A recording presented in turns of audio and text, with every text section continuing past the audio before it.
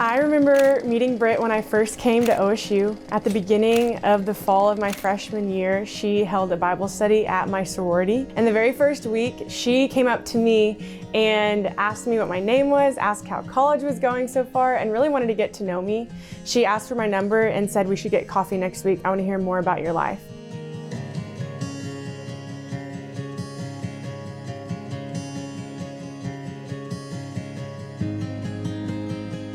Right off the bat, I could tell that something was different about Britt.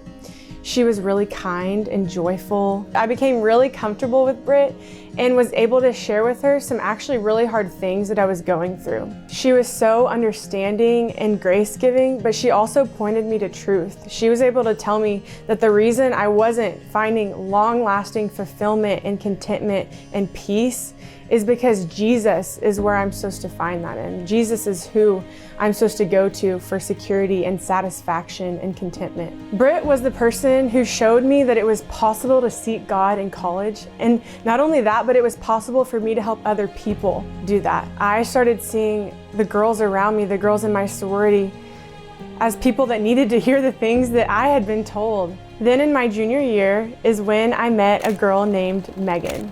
What initially drew me to Cass was just her warmth. I remember just in that first interaction, talking to her, she just was super inviting. She didn't want to rush me spiritually, but just wanted to meet me where I was at. I kind of came to this realization that I haven't had this time ever in my life where I've submitted to Jesus as Lord. I've kind of grew up in the church and came into college seeking a lot of things. It was mainly just social status. I was pretty heavily involved in the party scene and Kappa and just was really invested in my image. And all of those things just failed me. I was really unsatisfied with my life and just came to this point where I was like, I am sinful and broken and I need Jesus and I haven't trusted in him. And it was then that I turned from my sin and trusted in Christ, and Cass was right there to pray with me and just help me process through what that change meant for my life.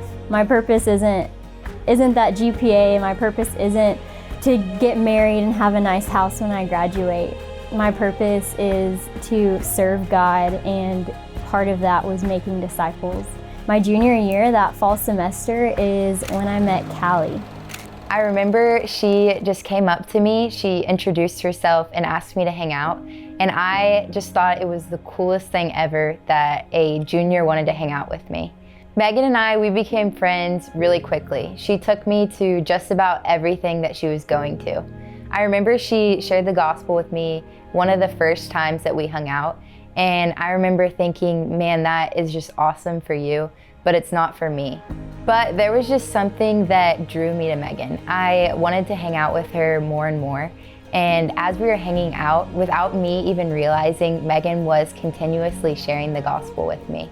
After a few months of hanging out with Megan, I ended up feeling and realizing my emptiness.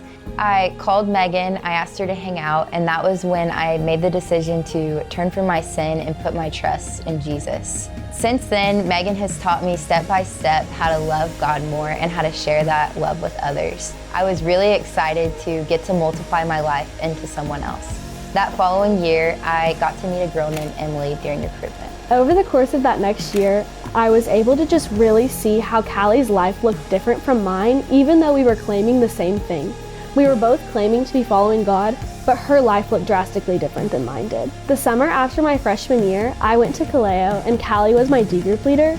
And that summer, the differences in our lives were just really amplified because I was getting to do life with Callie. Callie had this huge heart for God and just really trusted him in every area of her life, and I couldn't say the same thing about myself. It was that summer that I gave my life to Christ. After giving my life to Christ, I started to desire to share the gospel with other people like Callie had done for me. It's just a really cool thing that God can use one person and a small step of faith to just multiply the gospel through the lives of others. The gospel is world-changing, and all it takes is just one person to multiply their lives into someone else to make a lasting impact for God's kingdom.